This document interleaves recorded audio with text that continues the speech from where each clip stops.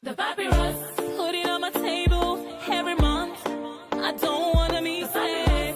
Don't even try to hide it. No, I don't wanna lose it. And you see how it is, it's so inviting.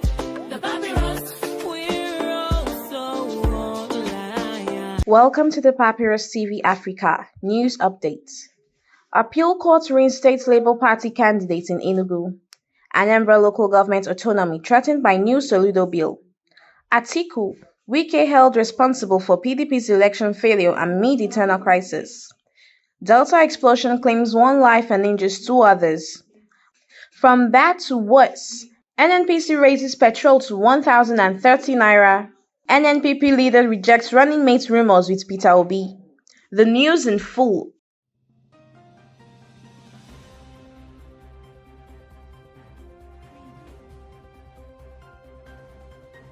The Court of Appeal in Enugu has affirmed the decision of the House of Representatives Tribunal, removing Right Honorable Simon Atigwe of the People's Democratic Party as the representative of Igboeze North Udenu Federal Constituency. In a ruling delivered today, the court declared Dennis Agbo of the Labour Party as the rightful winner, stating that Atigwe was not duly elected based on valid votes from the February 2024 rerun election. Agbo had contested Atigwe's win, citing irregularities and non-compliance with the Electoral Act, leading to this reinstatement.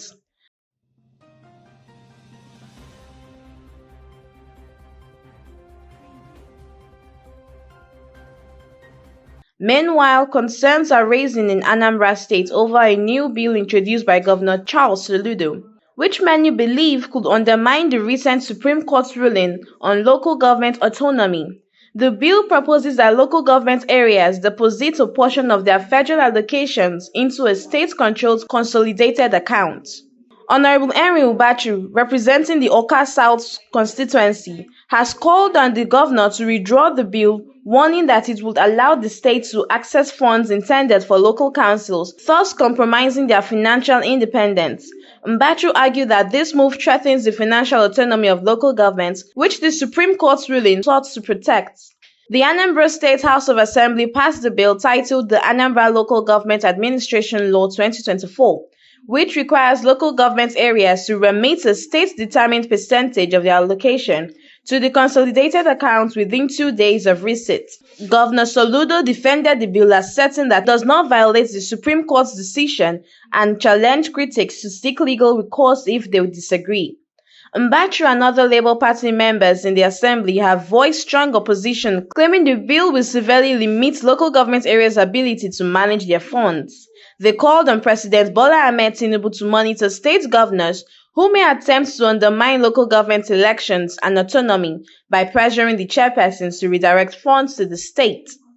Political analysts warn that if the bill passes, it could set a dangerous precedent for other states to similarly erode local government autonomy. Despite adhering to the letter of the Supreme Court's ruling, the debate has sparked a heated legal and political discourse, with both sides claiming to uphold the Constitution and the autonomy of local councils. Similarly, at a heated conference in Abuja, leaders of the People's Democratic Party clashed over who is responsible for the party's ongoing crisis, which dates back to its contentious presidential primary.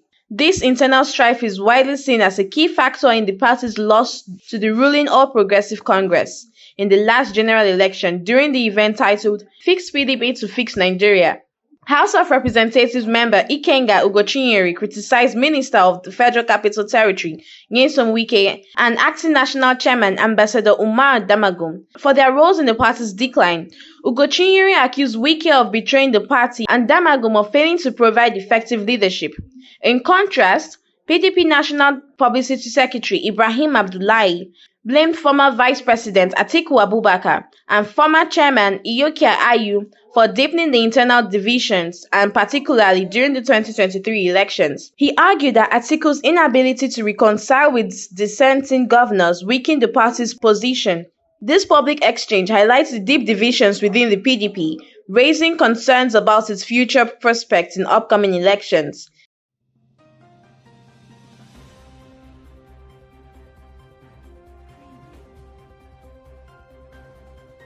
In an unfortunate turn of events, One person was killed and two others injured in an unfortunate explosion on Tuesday evening in Sapele, Delta State. The incident, which has left the community in shock, occurred around 7 p.m. at a dump site along Mission Road, a common area for local scavengers to store scrap materials. Eyewitnesses believe that the explosion was likely caused by an improvised explosive device (IED) that was inadvertently brought to the site by one of the scavengers. The deceased, identified as one of the scavengers, suffered severe injuries from the blast.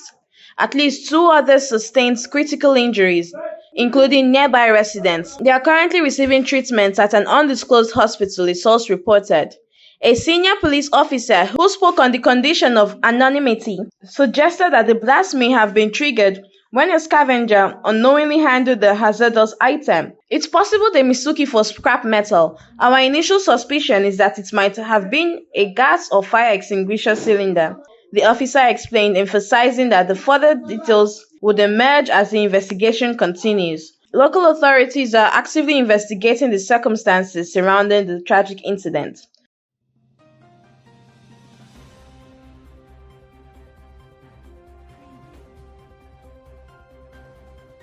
In latest developments, the Nigerian National Petroleum Company Limited (NNPC) has announced a 14.8% increase in the price of petrol in Abuja, raising it to 1,030 naira per litre from 897 naira. This marks the second petrol price hike in the past month, following a previous surge in September when the price jumped from 615 to 897 naira per litre.